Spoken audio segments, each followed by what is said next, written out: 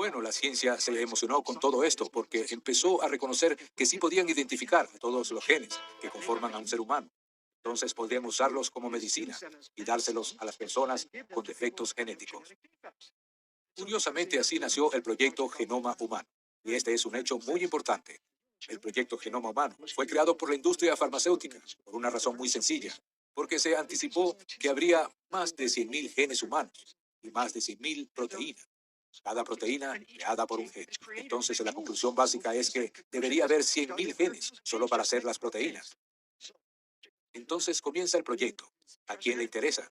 A la industria farmacéutica. ¿Por qué? 100.000 proteínas significan 100.000 genes, lo que significa 100.000 nuevos medicamentos. Solo hubo un pequeño problema. Alentaron al público a que pagara por esa investigación. Del dinero de los impuestos tomaron miles de millones de dólares para identificar a los 100.000 genes del genoma humano. Y adivinen qué, cada gen identificado ha sido patentado por las compañías farmacéuticas. Los genes son, de hecho, propiedad de otras personas y tú pagaste por ello. Pero me encanta porque a la naturaleza no le gustó la idea del proyecto Genoma Humano y el hecho que, de repente, seamos controlados por estos genes. Mientras avanzaba el proyecto Genoma y esperaban encontrar esos más de 100.000 genes humanos. Y adivinen qué, al crear el genoma de los organismos, reconocieron un hecho importante.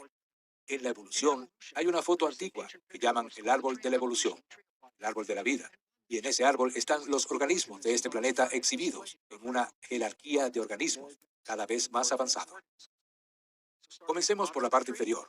Los organismos más primitivos en el planeta, las bacterias. A medida que asciendes por el árbol, los organismos se vuelven cada vez más y más complejos, hasta llegar a la cima donde nos encontramos nosotros.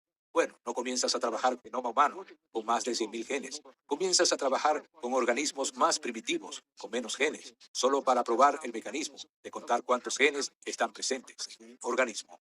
El primer organismo con el que trabajaron fue un gusano miniatura llamado Sinorhabditis elegans. El nombre es grande, pero el gusano es así de pequeño. El gusano mide menos de medio milímetro de longitud. El gusano tiene 1.271 células. Es un organismo muy primitivo y fue el primer organismo para el que decidieron determinar cuántos genes poseía su genoma. Resultó que poseía alrededor de 20.000 genes. Bueno, eso encajaba con la visión de la ciencia. Organismo primitivo pequeño, menor número de genes. Pero al ascender por el árbol, al haber mayor complejidad, habría mayor número de genes. Al siguiente organismo al que le comprobaron el genoma fue a la mosca de la fruta que todos conocemos, que usaron los genetistas para estudiar el papel de los cruces, la genética y el control del carácter de un organismo. Bueno, la mosca de la fruta es profundamente más compleja que el gusano Sinorhabditis elegans, y cuando hicieron el genoma recibieron un gran impacto, porque ese organismo más complejo solo tiene 15.000 genes, 5.000 menos que el gusano primitivo que estudiaron primero. No se detuvieron, iban a toda velocidad en el proyecto Genoma Humano, y en el 2001 obtuvieron los resultados. Fue una gran sorpresa para todos porque comenzaron con la premisa de que habría 100.000 genes. ¿Y qué encontraron? 20.000 genes, el mismo número de genes de un gusano miniatura con 1.271 células, cuando en el cuerpo humano hay 50 billones de células. El punto es muy claro. Leer los genes no determina el carácter de la evolución. Los genes no son la medida de la evolución.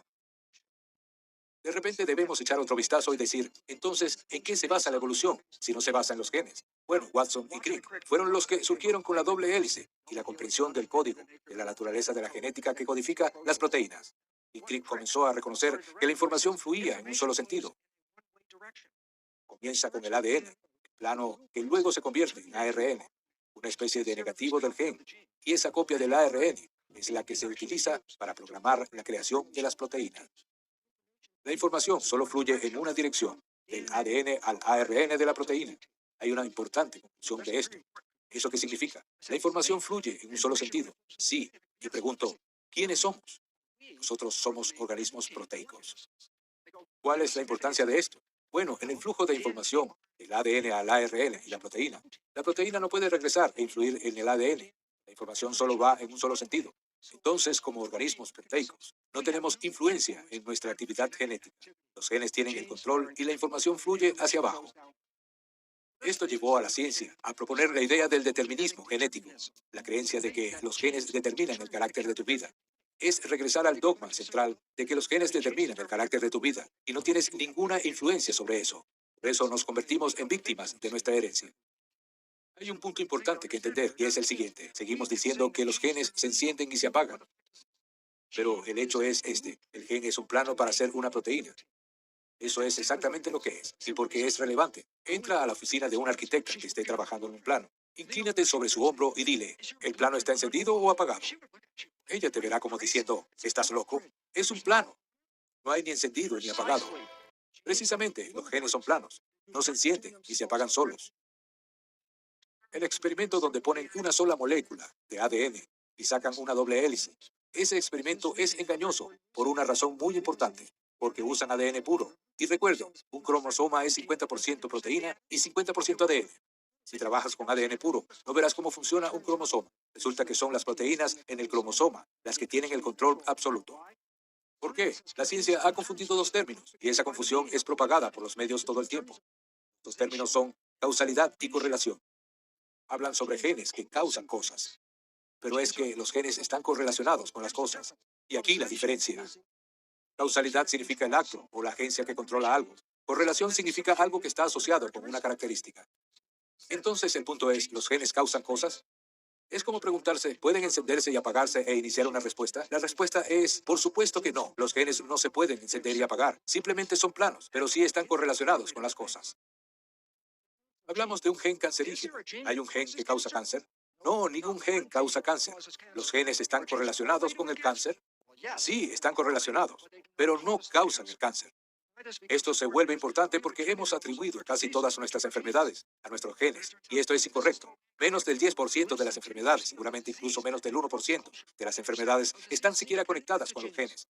Hemos ido por un camino equivocado por mucho tiempo, creyendo que los genes causan todas esas cosas. Bueno, debo admitirlo. Hay 6 grandes enfermedades que son causadas por un solo gen, y las voy a enumerar. Hemofilia, fibrosis quística, enfermedad de Huntington, enfermedad de Tay-Sachs, síndrome de Marfan y nemocromatosis hereditaria, una enfermedad de la sangre. Cada una de esas 6 enfermedades es causada por un único gen. Si tienes ese gen, tienes una alta probabilidad de experimentar una de esas enfermedades. Pero casi todas las demás enfermedades, cáncer por ejemplo, son causadas por múltiples genes, y como los genes no se encienden ni se apagan por sí mismos, en realidad son causadas por múltiples características del medio ambiente en el que vivimos. De pronto debemos reconocer que los genes no están causando la mayoría de las enfermedades en este planeta.